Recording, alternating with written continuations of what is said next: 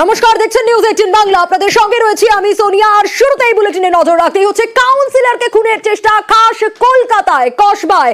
কাউন্সিলরকে লক্ষ্য করে গুলি, তৃণমূল কাউন্সিলর সুশান্ত ঘোষকে লক্ষ্য করে গুলি। বাইকে এসে কাউন্সিলরকে লক্ষ্য করে গুলি চালায় দুই দুষ্কৃতী, তবে গুলি লাগেনি বলে দাবি কাউন্সিলর সুশান্ত ঘোষের।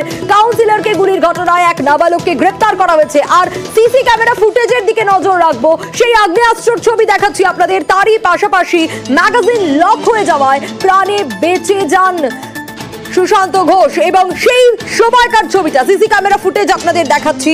সুশান্ত ঘোষ কাউন্সিলর, তিনি বসে রয়েছেন আর দুই দুষ্কৃতী বাইকে করে আসে। বাইক থেকে নামে এক দুষ্কৃতী এবং তারপরই তাকে লক্ষ্য করে খুব কাছ থেকে লক্ষ্য করে গুলি চালায়, কিন্তু ম্যাগাজিন লক হয়ে যায় আর সে কারণেই প্রাণে বেঁচে যান সুশান্ত ঘোষ। সেই সময়কার ছবিটা সিসি ক্যামেরা ফুটেজে যা ধরা পড়ছে সেই ছবিটা দেখাচ্ছি আপনাদের। এবং তারপরই বাইকে করে পালিয়ে যেতে চায় এই দুষ্কৃতী এবং দুষ্কৃতীকে ফেলেই পলাতক সঙ্গী, তারপরই ধরে ফেলে স্থানীয়রাই। সেই ছবিটা আপনাদের দেখাচ্ছি। সুশান্ত ঘোষ কাউন্সিলর, তাকে লক্ষ্য করে খুব কাছ থেকে গুলি করার চেষ্টা, আর এই গুলি করার চেষ্টাতেই এক নাবালককে গ্রেপ্তার করা হয়েছে। কারণ স্থানীয়দের হাতেই পাকড়াও হয় এই অভিযুক্ত নাবালক, যে ছবি ইতিমধ্যে সিসি ক্যামেরা ফুটেজে আপনাদের দেখালাম। সুশান্তকে খুনের চেষ্টায় ধৃত এই নাবালক, কিন্তু সুপারি নিয়ে খুন করতে আসার দাবি করেন ধৃত। এই বিষয়ে আরো বিস্তারিত অমিত জানাতে পারবে। অমিত রয়েছে আমার সঙ্গে, সরাসরি আগে অমিতের কাছেই যাব। সুপারি দেন মোহাম্মদ ইকবাল নামে এক ব্যক্তি এবং সেই জায়গা থেকেই আগে গোটা ঘটনা ঠিক কি ঘটেছিল, কি পরিস্থিতি তৈরি হয়েছিল জানবো অমিতের কাছ থেকে। অমিত, যে ছবিটা আমরা দেখাচ্ছি CC camera footage, magazine lock হয়ে যাওয়াতেই প্রাণে বেঁচে গেলেন সুশান্ত ঘোষ, না হলে একটা বড় বিপদ হতে পারতো।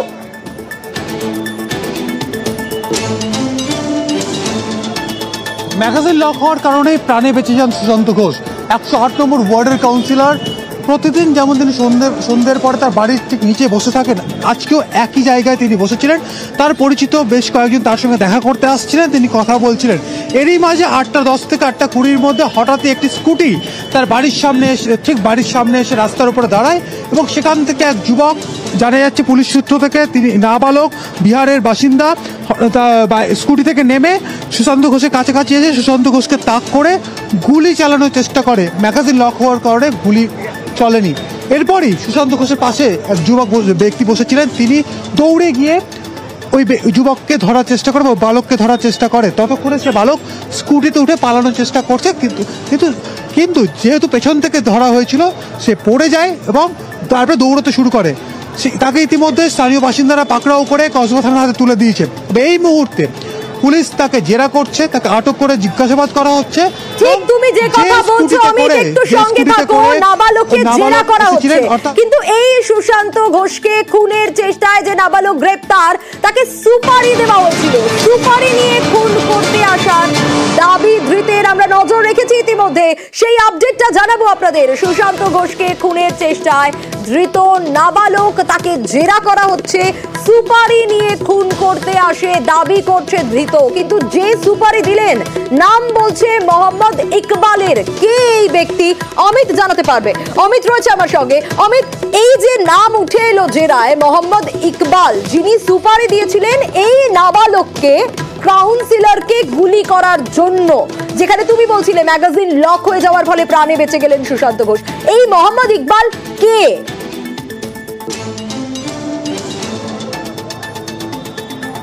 মোহাম্মদ ইকবাল কে তা নিয়ে কিন্তু এই মুহূর্তে খোঁজ খবর শুরু করা হয়েছে কলকাতা পুলিশের তরফে। কসবা থানায় নাবালককে নিয়ে গিয়ে জেরা করা হচ্ছে বা জিজ্ঞাসাবাদ করা হচ্ছে তাকে, এবং যিনি স্কুটি চালাচ্ছিলেন দুজনকেই মোহাম্মদ ইকবাল বলে এক ব্যক্তি পাঠিয়েছিলেন। প্রাথমিকভাবে ওই যুবক বা ওই নাবালক পুলিশকে জানিয়েছে কে মোহাম্মদ ইকবাল, কোথাও গিয়ে কি রাজনৈতিক শত্রুতা নাকি অন্য কোনো শত্রুতা, সমস্তটা এই মুহূর্তে তদন্তের বিষয়ে তদন্ত করে দেখা হচ্ছে। তবে যে বিষয়টি তোমাকে জানাবো এই মুহূর্তে, যেহেতু নাবালক পুলিশের সাধারণ মানুষ ধরে ফেললেও যিনি স্কুটি চালিয়ে এসেছিলেন, অর্থাৎ কসবা মেন রোড থেকে সুশান্ত ঘোষের যে বাড়ি সেটি 250 মিটার দূরত্ব, অর্থাৎ কসবা মেন রোড থেকে ঠিক বাড়ির সামনের এই রাস্তাতে স্কুটিতে চেপে দুই যুবক এলেন। যে যুবক বন্দুক চালালেন, ম্যাগাজিন লক হয়ে গেল, গুলি চলল না। অন্যজন যিনি স্কুটি চালাচ্ছিলেন সে কিন্তু পালিয়ে গেছে। সেক্ষেত্রে ওই যুবকই বা কে, তারা কলকাতায় কোথায় থাকেন? বৈশালীর বাসিন্দা কলকাতায় এসে কাউন্সিলরকে লক্ষ্য করে গুলি চালাচ্ছে, সুপারি কিলারের তথ্য উঠে আসছে এখনো পর্যন্ত। সেক্ষেত্রে যিনি স্কুটি চালাচ্ছিলেন ওই যুবককে, ঠিক ওই যুবকই বা এলাকায় কোথায় থাকেন? একদমই সেই গোটা বিষয়গুলোই পুলিশ জানার চেষ্টা করছে। বেশ অমিত, ধৃত নাবালক কি বলছে শোনাই। पैसा दे पैसा कितना रुपया दिया? कितना रुपया दिया? पैसा हमको नहीं मिला। क्या बोला था? किसको मारने बोला था? पैसा उनको फोटो दिखाया इसको मार।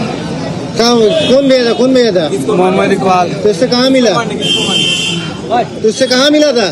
उधर पे इधर का एरिया नहीं जानता। रुमाल पकड़ लिया, हम टेंशन नहीं है।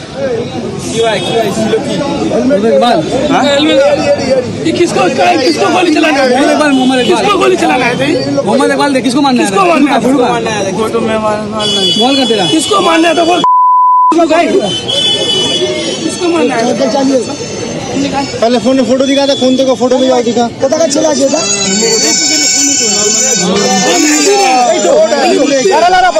उसको पकड़ में रखिए ना।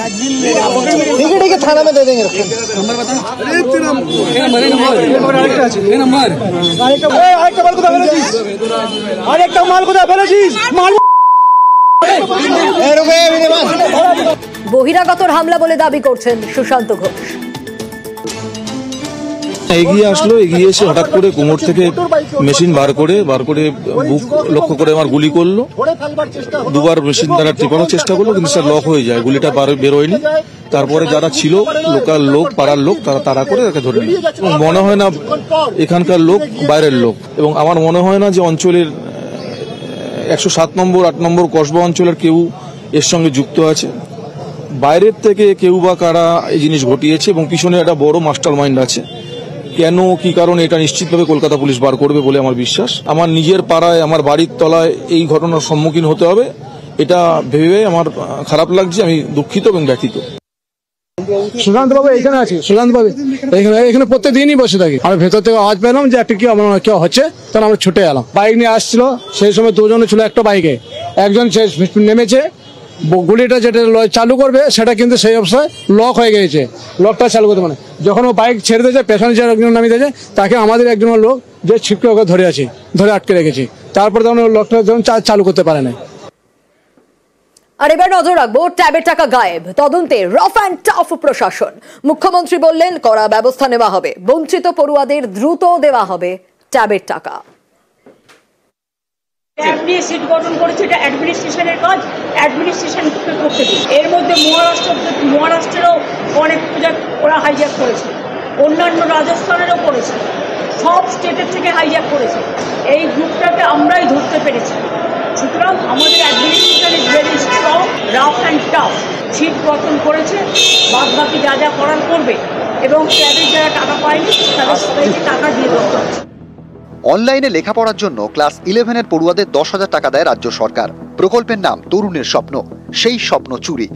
জেলায় জেলায় ট্যাবের টাকা গায়েব। পড়ুয়াদের বদলে টাকা ঢুকেছে অন্যের অ্যাকাউন্টে। ট্যাবের টাকা নিয়ে রাজ্য জুড়ে তোলপাড়। শুরু হয় ধরপাকড়। 93টা কেস রাজ্য জুড়ে হয়েছে। এখনো পর্যন্ত 11 জনকে গ্রেফতার করা সম্ভব হয়েছে।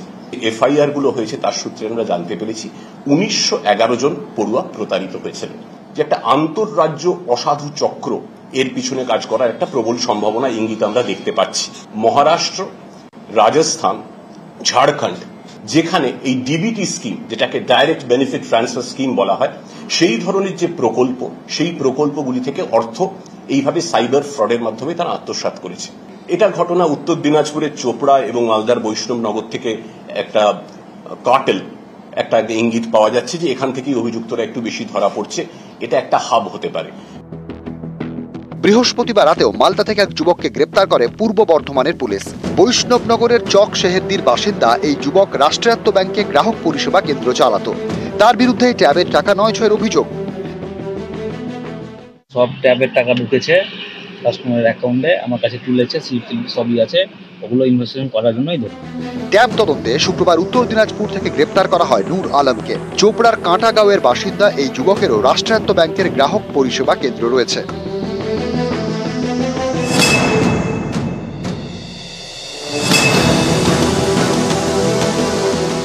মুর্শিদাবাদ, দক্ষিণ 24 পরগনার পর এবার বাঁকুড়া। ট্যাবের টাকা গিয়েছে ভিন রাজ্যের অ্যাকাউন্টে। বাঁকুড়ার সিমলাপালের একাধিক পড়ুয়ার ট্যাবের টাকা পাঞ্জাবের এক ব্যাংক অ্যাকাউন্টে জমা পড়েছে বলে দাবি তদন্তকারীদের। দক্ষিণ 24 পরগনার অনেক পড়ুয়ার টাকা ঢুকেছে বিহারের অ্যাকাউন্টে। এখানকার গোসাবার এক স্কুলের 4 পড়ুয়ার টাকা ঢুকেছে উত্তর দিনাজপুরের ইসলামপুরের অ্যাকাউন্টে। ট্যাব কেলেঙ্কারির মধ্যে আমরা জানতে পেরেছি 4 জন স্টুডেন্টের, একজন মেয়ে, তার মধ্যে 3 জন ছেলে, তাদের অন্য অ্যাকাউন্টে চলে গেছে। ইসলামপুরের কোনো একটা SBI ব্যাংকে।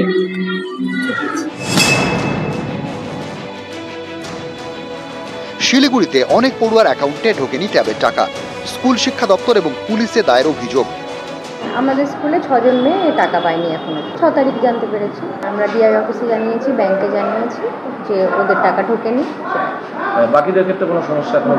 কোনো সমস্যা নেই। বিষয়টা নিয়ে কি চিন্তায় আছেন? যে হ্যাঁ, অবশ্যই বাচ্চারা যাতে তাদের টাকা পায় সেটাই, এবং যে অতি দ্রুত পায় সেই দিকটা আমরা ভাবছি। কোচবিহারেও গায়েব ট্যাবের টাকা। পড়ুয়াদের টাকা ঢুকেছে অন্যের অ্যাকাউন্টে। জেলার 6 স্কুলের 90-এর বেশি পড়ুয়া বঞ্চিত বলে অভিযোগ। ট্যাবের টাকা গায়েবের অভিযোগ বাড়ছে পশ্চিম মেদিনীপুরে। এখানকার 29 স্কুলের 170 পড়ুয়ার ট্যাবের টাকা অন্য অ্যাকাউন্টে ঢুকেছে। এ নিয়ে প্রধান শিক্ষকদের কাঁধে দায় ঠেলছেন স্কুল পরিদর্শক। সার্টিফিকেট দিয়েছিল যে আমি I have verified the bank account of the students, কিন্তু সেখানে ব্যাংক অ্যাকাউন্টে গন্ডগোল হয়ে গেছে। এই গন্ডগোলটা চেক করে দেখা যাবে। হুগলি এবং মুর্শিদাবাদের একাধিক স্কুলের পড়ুয়াদের ট্যাবের টাকা গায়েব হয়েছে বলে অভিযোগ। নিউজ 18 বাংলা। স্কুল লেভেলে ট্যাবের তথ্য হ্যাক, তদন্তে প্রাথমিক অনুমান পুলিশের। রিয়েল টাইমে তথ্য কারচুপির শঙ্কা। স্কুলের কাছে তথ্য আপলোডের অ্যাক্সেস, তথ্য আপলোডের পর সার্ভার লক হয়ে যায়। এসআই বা ডিআই এর কাছে এডিট অপশন নেই। আপলোডের আগেই তথ্য গরমিল বলে অনুমান।